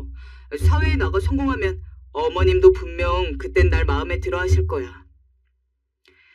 전 정말로 그렇게 생각했어요. 언젠가 이 집안도 날 인정해 줄 것이라고요. 공부도 더 열심히 했고 학점을 최고로 받기 위해 그 누구보다 노력했습니다. 그 결과 대학교도 최고 학점으로 졸업할 수 있었죠. 직장도 당연히 대기업 위주로만 알아보았습니다. 제가 대기업 정도 들어가야 어머님께서도 절 사위로 받아주실 수 있을 것 같았으니까요. 아마 다시 돌아가라 해도 그때만큼 뭔가를 열심히 할 수는 없을 정도로 열심히 했던 것 같습니다. 또 전 가끔 미연이 어머님을 마주칠 때마다 좋은 인상을 드리기 위해 노력했어요. 어머님이 좋아하시는 빵을 사다 드린다든지 없는 용돈 모아 생신 선물 챙긴다든지. 하지만 어머님께선 한 번도 제게 고맙단 말을 하신 적이 없었어요. 뭐하러 이런 걸... 부담스럽게... 이러곤 들어가 버리셨죠. 미연이만이 제 옆에 있어 주었어요. 자기야, 정말 자랑스러워. 그리고 늘 한결같아서 고맙고. 아니야, 나야말로 내가 좋은 직장 들어가서 너 책임질게. 내가 좋아하는 사람이 나를 좋아해주고 그런 사람과 사랑을 할 수 있는 확률이 얼마나 될지 계산할 순 없었지만 저는 그것이 아주 희박한 확률이며 미연이와 함께하는 이 시간이 제 인생의 가장 화창한 봄날이라는 것만큼은 짐작하고 있었어요. 우린 그렇게 때론 친구처럼 연인처럼 봄날 같은 시간을 보내었습니다. 그 당시 유행했던 가을연가, 겨울연가, 올인, 미안하다, 사랑한다를 함께 보았고 CD 플레이어를 가지고 다니며 미연이가 좋아하는 노래들을 같이 들었고 노래를 들으며 손을 잡고 살랑거리는 바람과 함께 아름다운 거리를 걸었습니다. 그런데 미연이를 만나다 보니 모든 게 다 좋고 행복한 건 아니었어요. 제가 대기업에 들어가고 돈이 모이자 미연이는 그때부터 제게 하나하나 요구를 하기 시작했어요. 나 이거 사주면 안 돼? 자기 오늘 월급 들어오는 날이잖아.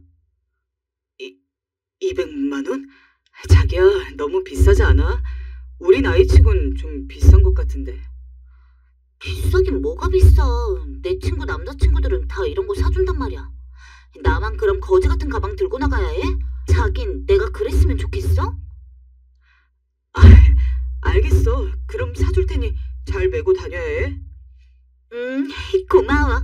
자기가 짱이야.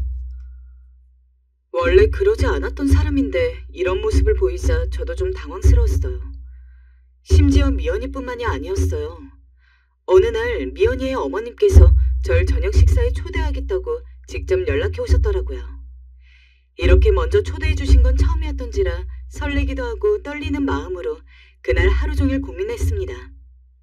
어떤 선물을 들고 가야 하나, 어떤 옷을 입고 가야 하나. 그러다 너무 부담스러운 선물을 해드리면 좋아하지 않으실 것 같아 가볍게 배즙 세트를 하나 들고 갔습니다.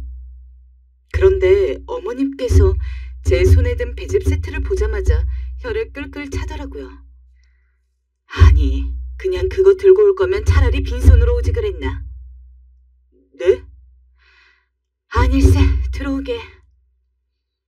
배즙 세트를 사간 게 실수였을까요? 어머님은 그럼 명품 선물이라도 바라셨던 걸까요? 배즙 세트 사간 전 졸지의 짠돌이가 되어버렸습니다. 그리고 그날 저녁 식사는 당연히 가시방석 속에서 시작이 되었죠. 그러니까 자네 모아놓은 돈이 얼마쯤 된다고? 저 아직 입사한 지 얼마 되지 않아 많이 모아놓진 못했습니다. 그래가지고 어느 세월에 장가를 가겠다고. 자네 미연이와 결혼할 생각은 있는 거지? 네, 그럼요, 어머님. 저희끼리 얘기는 다 해놓은 상태입니다. 한 2년 후쯤으로 계획 세워두고 있습니다. 그 전까진 둘 다 회사 생활을 하고요. 엄마, 밥 먹는데 왜 자꾸 돈 얘기를 해? 그만해. 미연이, 넌 가만히 있어봐. 회사 생활을 한다고? 근데 우리 미연이는 대학원에 갈 생각인데 자네 모르고 있었나? 순간 놀랐습니다. 저는 미연이가 저처럼 취직을 준비하고 있을 줄 알았어요. 대학원을 가고 싶어 하는 줄은 몰랐죠. 나중에 알고 보니 혼자 저에게 돈 모으게 하는 게 미안해서 고민을 하고 있었다 하더라고요. 어머님은 그 자리에서 단도직입적으로 말씀하셨습니다. 우리 미연이는 대학원쯤은 나와줘야 만족할 애야. 그러니 돈은 자네가 벌고 얘는 공부시키는 게 나을 듯 싶은데 자네 생각은 어떤가? 아, 네, 저는 좋습니다. 미연이가 하고 싶은 게 공부면 공부를 더 하는 게 좋겠죠. 제가 돈을 벌면 되고요. 솔직히 얼떨떨한 상황이었지만 제가 뭐라 할 수 있는 상황이 아니었어요. 그런데 이어지는 어머님 말씀에 그만 기겁을 하고 말았어요. 그럼 자네가 대학원비를 좀 대주는 게 어떻겠어? 네? 어머님 말씀에 놀라 전 젓가락까지 떨어뜨렸어요. 대학원에 가겠다는 말도 지금 처음 듣는 와중에 갑자기 딸의 대학원 비용을 대달라니 좋고 싫고를 떠나 당황스러웠습니다. 아니, 왜? 뭐가 문제인가? 돈 대주기 싫은가? 미연이랑 결혼하고 싶다며. 미연이의 어머님은 공격적인 태도로 계속 제게 답을 요구했고요. 구원의 눈길을 담아 미연이를 쳐다보니 미연이도 어쩔 줄 모르는 표정으로 가만히 있더군요. 솔직히 이해할 수가 없었습니다. 미연이 집이 못 사는 집도 아닐 테고 돈도 있다고 들었는데 왜 나한테 이러는 건지. 그래서 집을 나오자마자 저는 미연이를 붙잡고 물었어요. 왜 어머님께서 제게 저런 말을 하시는지요. 그러자 미연이는 한숨을 푹 쉬더니 우물쭈물하다가 입을 떼었어요. 사실 우리 집 사정이 얼마 전부터 급격하게 안 좋아졌어. 내가 대학원을 가고 싶다니까 엄마는 우리 집 형편으로 지원 못 해준다고 그러는 거야. 내가 아르바이트라도 해서 가라고. 근데 내가 모아놓은 돈이 있어야 말이지. 그렇다고 대학원 다니면서 돈 벌기엔 너무 힘들 것 같고 나도 어떻게 해야 할지 모르겠어 사실. 차분하려 했던 미연이의 목소리는 점점 떨렸고 급기야 미연이는 눈물을 떨구었어요. 미안해. 당신한테 이런 말 했어. 근데 나도 이러고 싶지 않은데 돈 빌릴 때가 마땅치 않아. 대출을 하려니 겁이 나고. 저는 모르고 있었어요. 미연이의 집 사정이 안 좋아진 것도 미연이가 이런 고민을 하는 것도. 오히려 미연이가 혼자 이런 고민을 하게 했다는 점이 미안하게 느껴지더라고요. 그리고 당시 제겐 미연이의 대학원비를 지원해줄 여윳돈이 있었습니다. 고민도 하지 않았어요. 어차피 나와 결혼할 여자이고 책임져야 할 여자이니 이 정도는 해줄 수 있다고 생각했어요. 그래서 아낌없이 제가 모은 돈 전부를 털어주었습니다. 그뿐만이 아니었죠. 미연이가 대학원을 다니면서 필요한 용돈도 제가 다 벌어다 주었어요. 고마워 자기야. 일하느라 힘들 텐데 나까지 챙겨주고. 아니야. 이 돈 펑펑 쓰면서 편하게 공부해. 돈 걱정하지 말고. 알았지? 솔직히 말해서 회사 생활이 쉬웠겠나요? 저도 너무 힘이 들었습니다. 그런데 결혼할 여자가 고생하는 건 더 싫어서 매일매일 상사 눈치 보며 미친 듯이 일했고 저는 편의점 도시락 먹어도 미연인 뜨뜻한 집밥 먹게 했어요. 그렇게 돈 벌어다 바치느라 힘들다고 생각할 틈도 없었어요. 덕분에 보상도 있긴 했죠. 우리 딸한테 잘해줘서 고맙네. 미래 저희 장모님이 제게 저런 문자를 보내오시거나 가끔 저를 저녁 식사에 초대해 소고기를 구워주신다거나 할 때가 바로 그 보상이었습니다. 그런 보상을 받을 때면 내가 잘하고 있다는 생각에 저절로 어깨가 올라가고 뿌듯해지곤 했습니다. 다만 주변에서 걱정이 없었던 것도 아니었죠. 특히 저희 어머니가 제가 모아놓은 돈이 없는 걸 알곤 깜짝 놀라셔서 어디에 그 돈을 썼냐 물으시길래 솔직히 말했더니 제 등짝을 퍽퍽 치시더라고요. 이놈아, 아직 결혼도 안 한 여자한테 왜 그렇게까지 해? 아이고, 이 속 없는 놈. 엄마, 나랑 미연이 결혼할 거예요. 확실해요. 장모님한테도 벌써 여러 번 인사드렸고요. 뭐? 장모님? 결혼도 안 했는데 뭔 놈의 장모야? 막말로 결혼은 식장 들어가기 전까지 모른다는 말 들어보지 못했냐? 내가 못 살아 정말. 어머닌 진심으로 한탄스러워하셨습니다. 아들이 뼈 빠지게 고생해서 번 돈을 거기에 다 갖다 바친다 하니 어머니 입장에선 그럴 수밖에요. 그런데 그런데 그땐 당연히 그 사람과 가정을 꾸리게 될 거라는데 정말 한치의 의심도 없었습니다. 엄마, 미연이가 대학원 졸업하면 우리 결혼해요. 그러니 너무 걱정 말아요. 그리 어머니에게 호언장담을 하고 그렇게 시간이 흘렀습니다. 언제나 미연이와 전 함께였습니다. 일이 끝나면 여전히 함께 거리를 걸었고 추운 겨울날엔 따뜻한 커피를 서로의 품 안에 넣어주며 추위와 세상살이를 버텨내곤 했죠. 함께였기에 겁이 나지 않았고 함께였기에 뭐든 할 수 있다고 생각하던 시절이었습니다. 하지만 드디어 미연이가 대학원을 졸업하고 저 역시 이제 미연이와 결혼을 이야기할 때가 되었다 생각했습니다. 제 일도 이제 안정기에 접어들었고 월급으로 미연이와 함께 가정을 꾸려나갈 준비가 되어 있다 생각했습니다. 마음과 몸을 뜨겁게 섞으며 함께해온 나의 첫사랑이자 연인이었던 미연이와 연인을 지나 이제 가족이 되어 함께 여생을 헤쳐나가고 살아나가고 싶었습니다. 하지만 놀랍게도 미연이의 생각은 저와 같지 않았어요. 네 마음은 고마운데 나는 결혼 생각 없어. 나는 그냥 이대로가 좋아. 뭐? 사실 제게는 청첩병력 같은 말이었습니다. 배신감도 스쳐 지나갔어요. 온갖 부정적인 생각과 의심이 솟구쳤습니다. 미연이는 제게 말했습니다. 결혼을 하지 않아도 얼마든지 행복하게 살 수 있다고. 전 끈질기게 미연이를 설득했어요. 미연아, 우린 행복했고 앞으로도 행복할 수 있어. 나를 믿어봐, 미연아. 내가 널 행복하게 해줄게. 결혼은 그런 걸로만 유지되는 게 아니야. 현실적인 문제라고. 나는 애도 낳기 싫어. 애를 낳기 싫다고? 미연이가 애를 낳기 싫어한다는 건 더더욱 충격적인 말이었습니다. 지금이야 애를 낳지 않고도 둘끼리 살아가는 부부들이 많지만 그 당시엔 그래도 애는 가져야 한다는 분위기가 컸습니다. 저는 너무도 저와 다른 가치관을 가지고 있던 미연이를 처음으로 이해할 수가 없었습니다. 싸운 적이 없었던 건 아니었지만 미연이가 이렇게 나와 다른 사람이었나 깨달은 건 그때가 처음이었습니다. 세상을 여행하고 싶어하고 책과 음악을 사랑하고 틈날 때마다 그림을 그리는 미연이의 자유로움이 좋았고 그녀의 꿈도 지켜주고 싶었지만 미연이가 생각했던 미래 속에 제가 없었다 생각하자 갑자기 처참한 기분이 몰려들어왔어요. 결혼이 싫은 거야? 아니면 내가 싫은 거야? 너가 문제가 아니야. 난 결혼이 싫어. 우린 그 이후에도 여러 번 이 문제로 갈등을 겪었고 그러다 서로를 설득시키기 위해 애걸했습니다.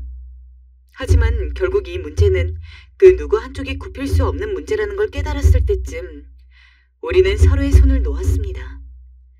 그래, 그게 네가 원하는 거라면 그렇게 해야지 라고 말하곤 각자의 문 밖으로 나가버렸습니다. 그게 바로 사랑의 종지부였습니다. 저는 그날 집으로 돌아가 밤새 술을 연거푸 들이키며 눈물을 흘렸어요.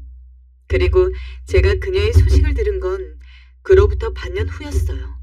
그것도 지인이 받은 청첩장을 통해서였어요. 청첩장엔 그녀와 낯선 남자의 이름이 찍혀 있었습니다. 전 하늘이 노래지는 기분에 당장 미연이를 찾아갔어요. 정확히는 미연이의 집이었죠. 그런데 때마침 미연이가 조금 부른 배를 하고 걸어 나오더군요. 그 옆엔 결혼하려는 남자가 있었고요. 화가 머리끝까지 치밀어 오르며 황당함으로 머리가 새하얘졌어요.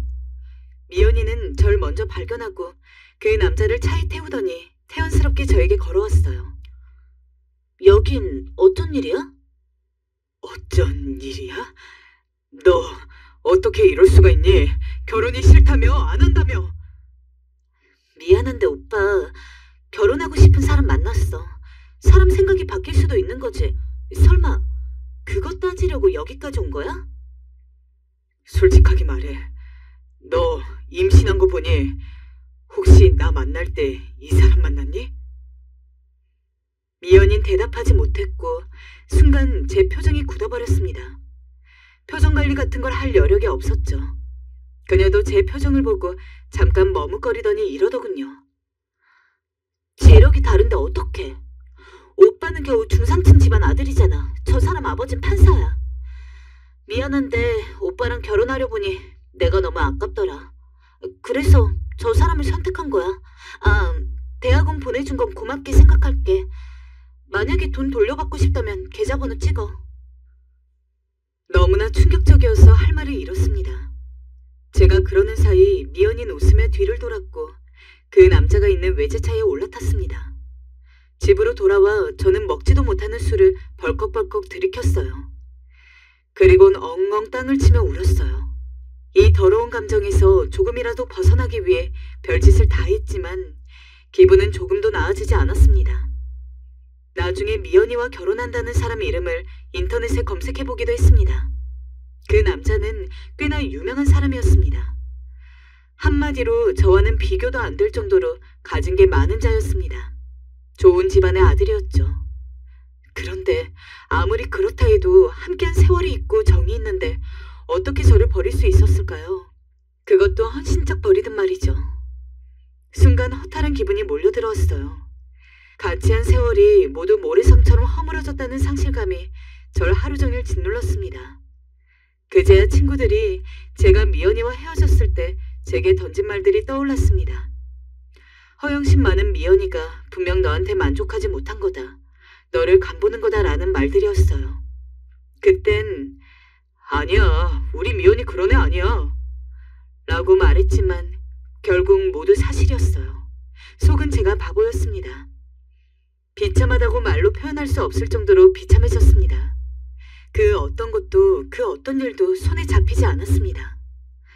하지만 휴가를 내고 집에 있자니 더 생각이 날 것만 같아 차라리 일에 미치는 걸 선택했습니다.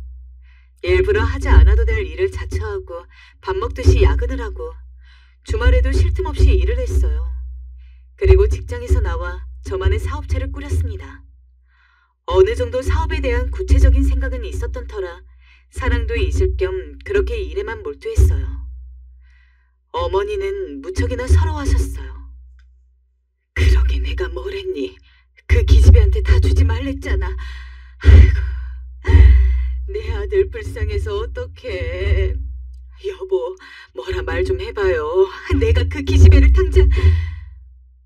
아니에요, 어머니. 저 괜찮아요. 지금 밥도 잘 먹고 일도 열심히 하고 있어요. 너무 걱정하지 마세요.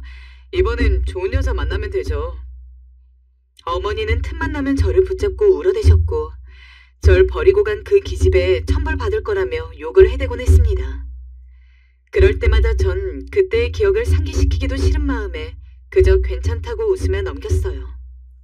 하지만 사람은 사람으로 채운다는 말처럼 제 인생에도 두 번째 소중한 인연이 찾아왔습니다.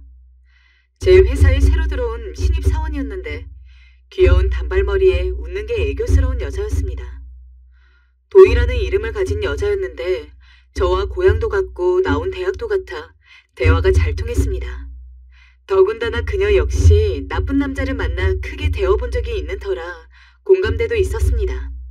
특히 아이 같은 인상을 주는 덧니도 사랑스러웠습니다. 두 번째 인연은 첫 번째처럼 뜨거움을 안겨주진 않았지만 도희는 제게 편안함을 주었고 무엇보다 안정감을 느끼게 해주었습니다. 전 그게 너무 좋았고 그녀를 만나면서 인생 전체를 위로받는 느낌이 들었습니다. 도희 역시 그러했습니다. 어느 날 전 도희와 결혼을 결심했고 3년 후 우린 아이를 낳아 하윤이라는 이름까지 지었습니다. 그야말로 아빠가 되어 인간으로서 성숙해질 수 있는 시기를 맞이했죠. 또 어느덧 중소기업의 사장이 되어 한 살림을 꾸려나갈 수 있는 사람이 되어 있었습니다. 그러던 어느 날 미처 생각지도 못했던 여자에게서 연락이 왔습니다. 모르는 전화번호에서 받을까 말까 했다 받은 전화였습니다. 받자마자 낯설지 않은 목소리가 들려왔습니다. 바로 미연이었습니다. 무려 5년 만이었죠. 잘 지냈어? 우리 좀 볼 수 있을까? 당신한테 정말 해야 할 말이 있어서 그래. 미연인 그러곤 안 나와도 괜찮다는 말을 서둘러 덧붙였습니다. 저는 망설이다 문자를 넣어주겠다고 하곤 끊어버렸습니다. 처음엔 왜 갑자기 날 보자 하는 거지? 하는 의문이 들었습니다. 그리고 이미 지나간 첫사랑, 상처만 주고받던 여자, 만나서 뭘 하나 하는 생각이 들었습니다.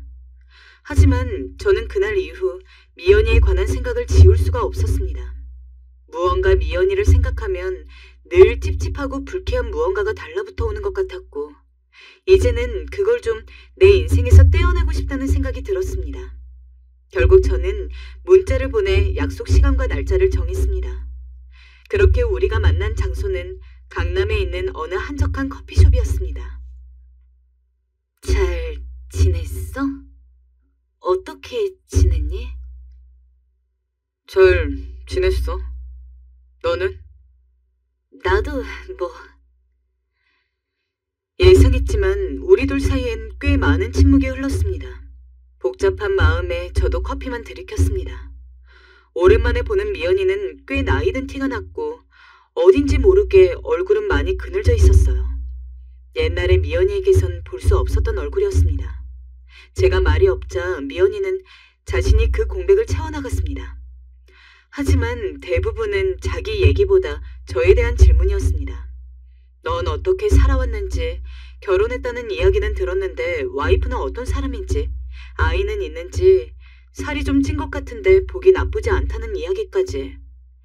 저 역시 예의상 결혼 생활 어떻냐고 물었죠.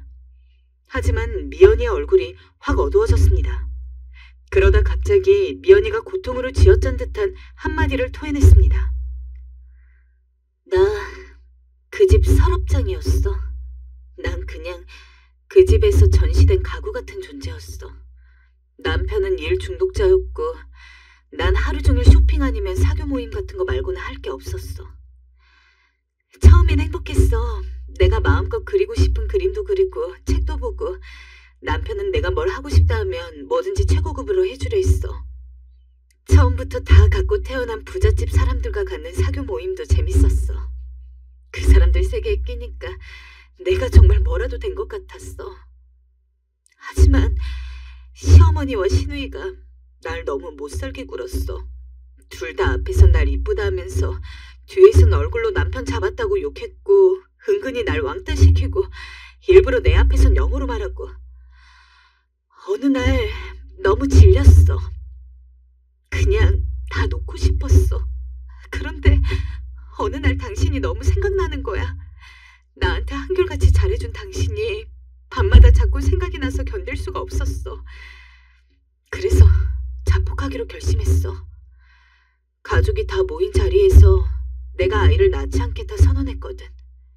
그러니까 역시 시댁에선 이혼하라 난리가 났고, 결국 그러다 당연한 수순처럼 쫓겨났어. 여러분이라면 이 얘기를 믿으시겠어요? 미연이가 그 재벌집에 들어가 겪어야 했던 수모를 마치 남 얘기라 하듯 말하며 까르르 웃었을 땐 좀 불쌍했습니다. 그리고 자존심이 상해 그 집에서 주는 위자료 한 푼도 안 챙겨서 밖으로 나오는 바람에 옷가게에서 옷이나 파는 신세가 되었다는 이야기까지 할 땐 마치 희극배우 같았습니다. 입은 웃지만 눈은 울고 있는 희극배우 말입니다. 그런데 뒤이어 이어진 그녀의 말은 너무 생뚱맞고 또 충격적이더군요. 믿기지 않겠지만 나 당신한테 오려고 이혼한 거야. 그게 무슨 말이야? 당신도 알잖아. 내가 얼마나 당신을 사랑했는지. 나 아직 우리 지난 추억 잊지 못하고 있어. 아니, 난 잊어본 적이 없어. 당신도 그렇지 않아? 우리 차라리 솔직해지자. 기가 막혔죠. 이게 또 무슨 술수일까요? 더 웃긴 건 제가 말이 없자 이 여잔 제가 자신한테 속은 줄 알더라고요. 아무튼 그래서 말이야. 내가 오늘 당신을 보자고 한 건 우리 다시 시작해보면 어떨까 싶어서야. 뭐? 내가 지금 잘못 들은 것 같은데. 당신 결혼한 거 알아. 나랑은 연애만 하자. 와이프 몰래. 어때? 난 지금 당신이면 다 좋아. 당신이 애가 있어도 되고 와이프가 있어도 돼. 그냥 우리 둘이 일단 만나보자. 그리고 당신도 내가 좋으면 그때 이혼하면 되잖아. 너 제정신이니? 차라리 잘 살면 좋았을걸. 그녀는 그러지 못했습니다.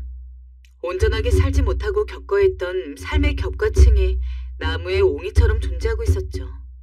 아주 추악한 형태로 말입니다. 이 여자의 얼굴을 보는데 너무 역겨워 그만 떠나고 싶었습니다. 난 말 다 한 것 같다. 더 이상 연락하지 말아라.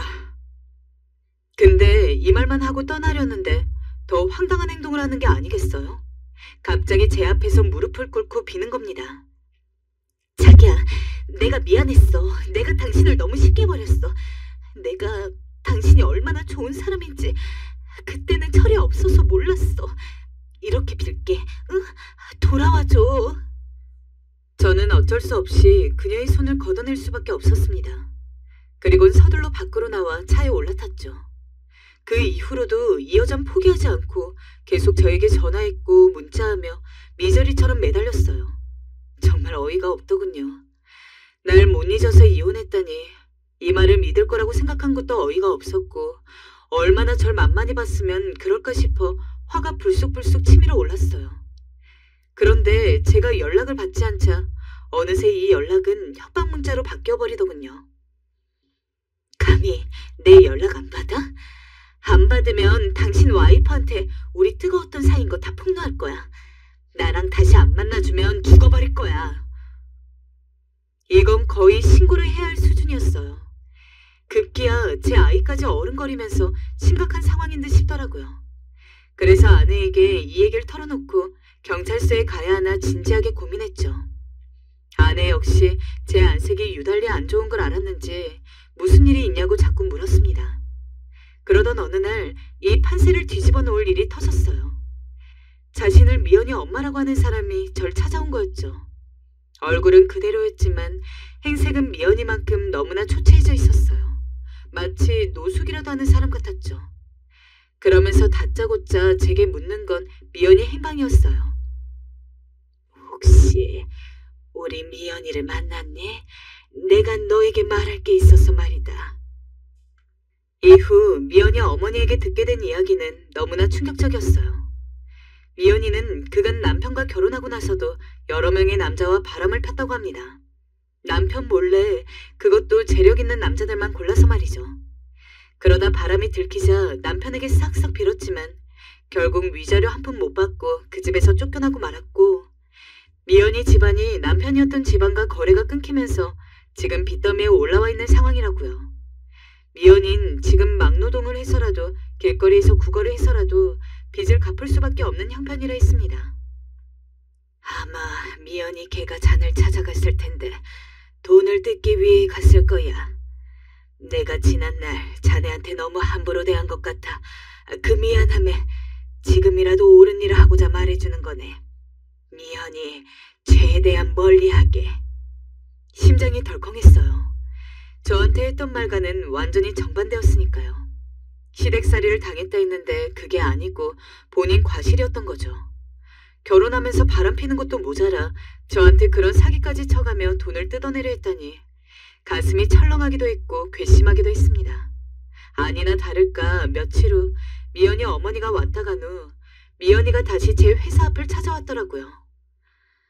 나 다시는 당신 안 찾아올게. 당신 포기할게. 대신 내 부탁 하나만 들어줘. 무슨 말을 할 줄 알았지만 일단 듣고 있었어요. 역시 뻔할 뻔짜였어요. 나 이번에 새롭게 시작하려는 옷 사업이 있어. 거기 투자 금액이 필요해. 그 돈만 빌려주면 내가 배로 갚을게. 이자까지 쳐서. 어때? 한숨이 절로 나왔습니다. 언제 정신 차릴래? 뭐? 내가 한 번 속지 두 번 속을 줄 알았니? 얼마 전에 너희 엄마가 찾아왔더라. 너한테 속지 말라고. 어떻게 가족까지 등 돌리게 만드니? 다신 내 앞에 나타나지 마. 한 번만 내 앞에 나타나면 그땐 경찰에 신고할 테니까. 지금 너 나 무시하니? 신고? 그래, 어디 신고해봐. 신고해보라고. 돈도 없는 그지 새끼야. 전 마지막까지 발악하는 그녀의 머리 위로 시원하게 찬물 한 번 뿌려주곤 나왔습니다. 그 여잔 표독스러운 얼굴로 끝까지 절 노려보았고 전 그녀를 그리 거지로 만든 후 홀가분한 마음으로 집에 가는 차에 올라탔어요. 전 집에 오면서 한때 생기 어렸던 그녀의 눈빛과 제 이름을 불렀던 밝은 목소리를 떠올렸습니다. 그녀는 항상 발걸음이 가벼웠습니다. 놀라울 만큼 잘 웃었고 장난기도 많아 어디서든 사람들을 웃기곤 했습니다. 하지만 이 여잔 어느 순간 변해버렸고 저만이 그 변화를 알아채지 못했죠. 사실 그녀를 만나면 언젠가 가장 마음 아픈 말들로 복수하고 싶다는 생각을 잠깐 했습니다. 어떤 말들이 가장 날카로울지 뾰족할지 고르고 골라보기도 했습니다. 그런데 막상 너무 추악하게 변해버린 이 여자를 보니 그런 복수도 소용이 없다는 생각이 들더라고요. 그래도 그녀에게 나름대로 제 마음을 털어내고 난 후엔 이상하게도 마음이 한결 가벼워지는 것 같았습니다. 마치 어린 시절의 저와 화해라도 한 것만 같은 기분이 들었죠. 그때 마침 아내에게서 전화가 걸려왔습니다. 자기야, 오다가 하윤이 기저귀 좀 사와. 딸의 기저귀를 사오라는 전화였습니다. 저는 아내와 대화를 하면서 그렇게 검은 봉다리를 들고 집으로 돌아갔어요. 따스한 온기 속에서 절 기다리고 있을 아이와 아내를 생각하며 말입니다. 저는 요즘 아주 행복합니다. 제게와 빌부터 모르는 여자에게 한 방을 먹였고 제 가정 안에서 충실히 역할을 수행하며 잘 살아나가고 있으니까요. 얼마 전 떠도는 소문에 의하면 그녀는 다른 사람에게 사기를 치다가 그만 교도소에 갔다고 합니다. 언젠간 있을 일이었지만 그 소식을 들었을 땐 다분히 충격적이었죠. 어떻게 제가 그런 여자의 본색을 모를 수가 있었을까요?